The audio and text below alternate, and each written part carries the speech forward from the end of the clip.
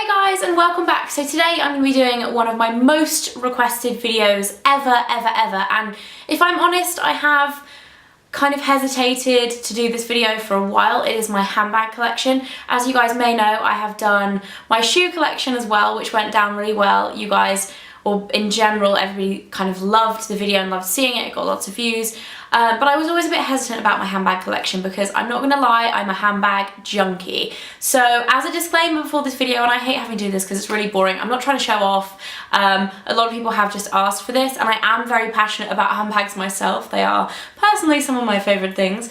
And yes, this collection has been built up over a very long time as well. So it's not like I've just gone out and bought like 20 handbags in a week.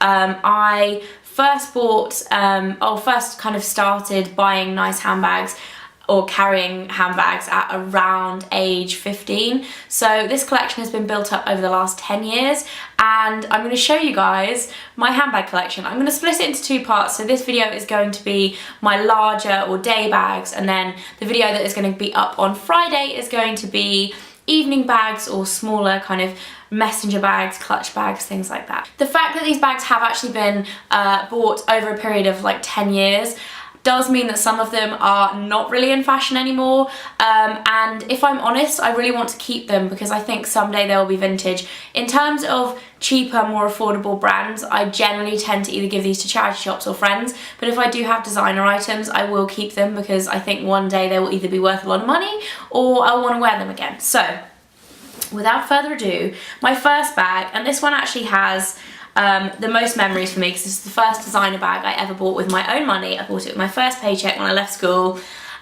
This is my Mulberry Roxanne, and this is in a kind of rosy colour, although it does kind of look a little brown now because it is very dirty. It has got a lot of use, a lot of love over the years, and yeah, in general, this bag is a real classic for me. They stopped making it actually, Mulberry stopped making this a couple of years ago now, but I think even though it's not something I would necessarily wear that much at the moment, I think there will be a time in the future, hopefully, where I will wear it a lot again because I love this bag. And I bought it in Bicester Village.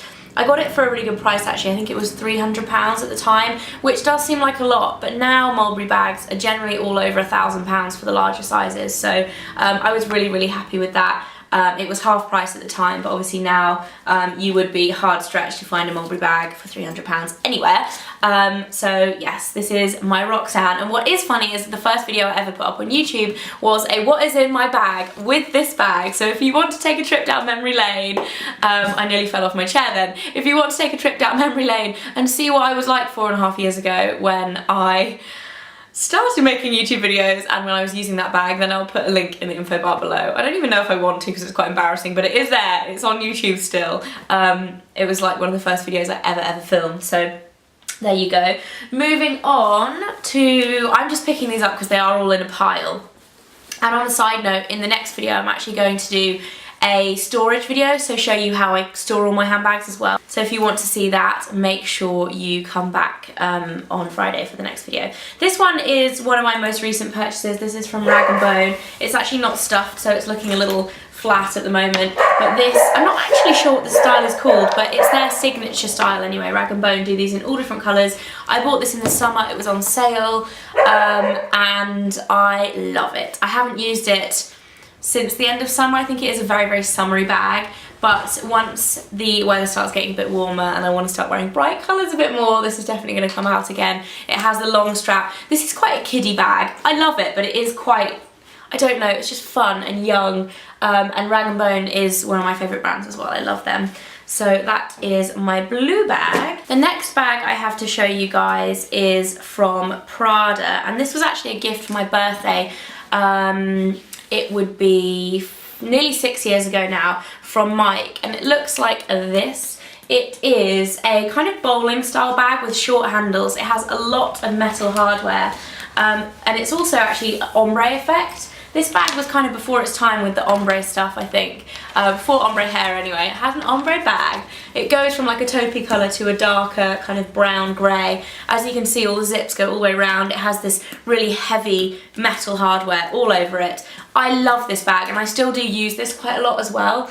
It is a little bit I need to like polish up the metal plate on the front, but generally this bag has lasted really well. And one funny story I've had with this is that I once had a whole bottle of cough medicine in it and it exploded and went all over the bottom, and it barely even marked it. There's a slight mark here along the seam where it went through. I don't know if you guys can see that, but I was so lucky. I am not storing cough medicine in any of my handbags ever again. On a side note, stupid of me to do that in the first place.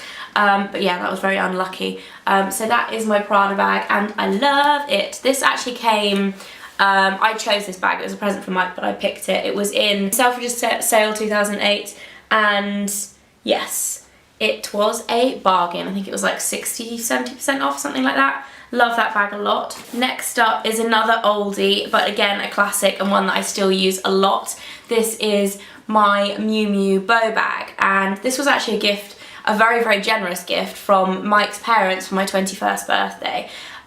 It is, as you can see, the smaller size. This is just a really beautiful little bag. It has the bows on the side. It's almost like a gloss leather, so it's not a normal textured leather. It's not patent, but it's not matte. It's kind of halfway in between, and that's really nice. I tend to use this with its long strap kind of over the shoulder or crossbody depending on where I am. And it has, because these actually flip down too, so it looks quite cute like that as well. It actually does quite frustrate me when bags are like this one, where the small like straps won't go down. I don't know why that is, it's like a personal preference thing for me, but this one has definitely got a lot of love. It's looking a little worn on the corners, but it's definitely one that I will keep forever probably and always use because I think it's really cute. The next bag is one that I actually haven't used in quite a long time, and it's from a designer called Patrick Sweeney. It looks like this, as you can see. It is metallic snakeskin, and I got this as a birthday present from my mum. I was actually with her again when she bought it, and this was a purchase from the Liberty sale, and the Liberty sale always, in my opinion, have the best handbag sales. So I think this was reduced from about £900 to 150, something like that, and I used it a lot at the time, but I haven't used it recently. It is quite bling for me. Normally I don't tend to go for the kind of brighter or like metallic stuff, but it is quite bling. It's a nice evening bag, and it is that kind of hobo style. What I really like about Patrick Sweeney is that all of the kind of straps and everything are very thick, robust leather, and then I also love the interior of his bags are tweed, so it makes quite a cool contrast to the very kind of blingy exterior to have very old-fashioned tweed on the inside. And I do also have another bag from Patrick Sweeney, which is this pink one, and if you guys have been watching my YouTube channel for a long time, you may recognise this because it was in a haul video. Gosh, it must be 3 years ago now when I bought it. Again, it was on sale, massively reduced. I think it was maybe 80% off, something like that. I love this, very bright, it's fun for the summertime. Again, has a tweed interior.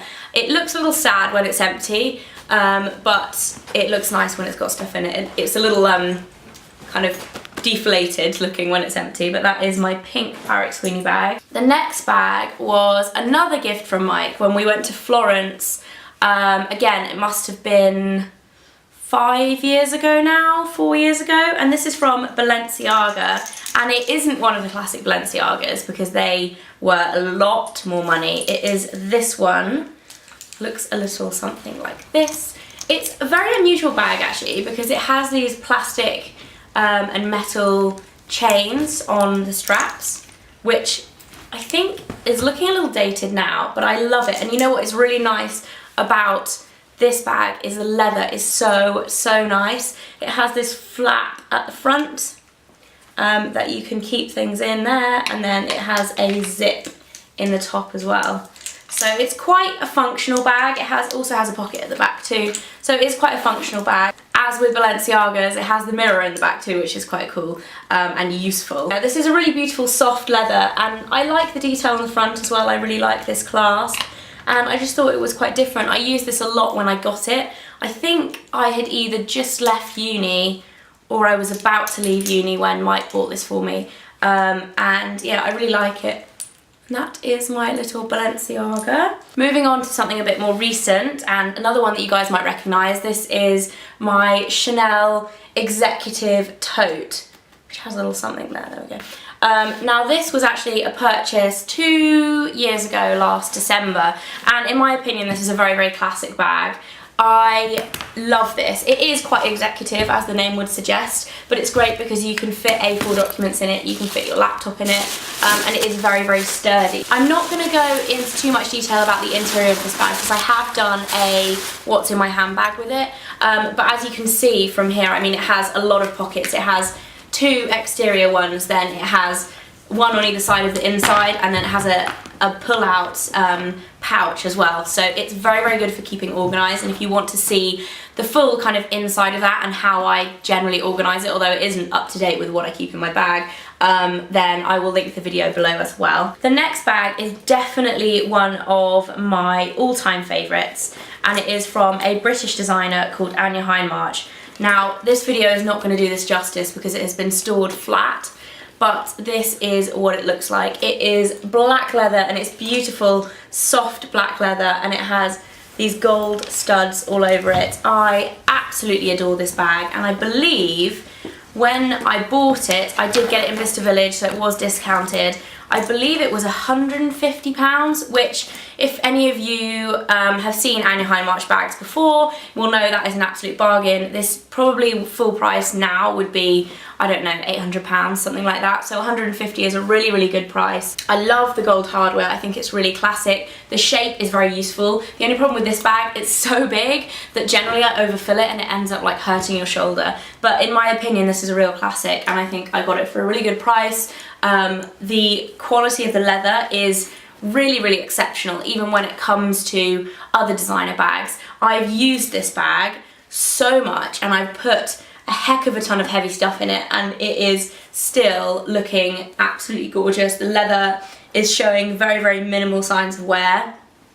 And in general, this is definitely one of my favourite bags, and probably one of the biggest bargains as well, which is always good. The last 2 bigger bags are probably ones I don't use as much as the others. The first one is this, which is from Longchamp. You guys might recognise the design. It is their classic, I think it's called Pliage, something like that. I'm not a massive Longchamp fan, like this is the only Longchamp bag I own. I know a lot of people are obsessed with them, but I do really love this one. I tend to use it in the summer, either as a beach bag or if I'm going away on holiday, travelling. It's really, really useful because it does fold up as well. This was, I believe, a limited edition one. It's canvas, and it has these beautiful pink rose petals all over it. Now, I was actually very hesitant when I bought this that it would get very dirty, and actually it really hasn't. It's been very, very durable, and I've been really impressed with it. It's got a few marks on it, and inside, so you guys may be able to see there, is a little bit dirty from either makeup or pens and things like that. But in general, it's been very, very durable, and I've been very impressed with it. So that is my Longchamp bag. And then last but not least, I have my tassel bag. Now, if I get all the tassels right, this was a TK Maxx purchase, and it's from a brand called Uturke, which I'm not even sure if it exists anymore, but it was the kind of high-end sister to Zara, and the quality of this bag is beautiful. It's probably made out of the most lovely suede I've ever, out of any of my other bags, I think, ever. It's so nice. It's probably not something I would wear at the moment. It has this kind of very interesting, I don't even know what you would call it, like concertina fold over detailed strap. It did actually break, and I lost the screw here. As you can see, I've just taken one of the strips of suede because it happened when I was out and I was having to hold my bag with one strap. I snipped off one of the suede tassels and tied it round, so it is still functioning. I need to like cut these little dangly bits off, but it is damaged and I need to find somewhere to fix it because I'm missing the little screw. But in general, a really, really good buy. I think it was reduced from like £300 to £60 in TK Maxx. A lot of the time I don't find handbags in TK Maxx, but this was the one time I did buy this. It's probably 5 years old now, maybe a little bit more than 5 years old, but definitely it's unusual. It's very unusual, and if tassels come back, I don't know if tassels are in at the moment. I've never been a massive tassel fan apart from this bag, but yes, it is very tassely and very lovely. So that is the last of my day or larger size bags. If you want to see the rest of my handbag collection, the video is going to be up this Friday, so make sure you subscribe in order to see that. And if you also want to see how I store my bags, then there will be some more info in that video about storage and keeping them in good condition and things like that. So thank you so much for watching this video. I really hope you guys enjoyed it. Let me know in the comment section below which is your favourite bag, and I will see you in my next video. Bye guys! It is time for me to do a empties video. Now, I don't do these that often. I tend to do them kind of seasonally as opposed to monthly.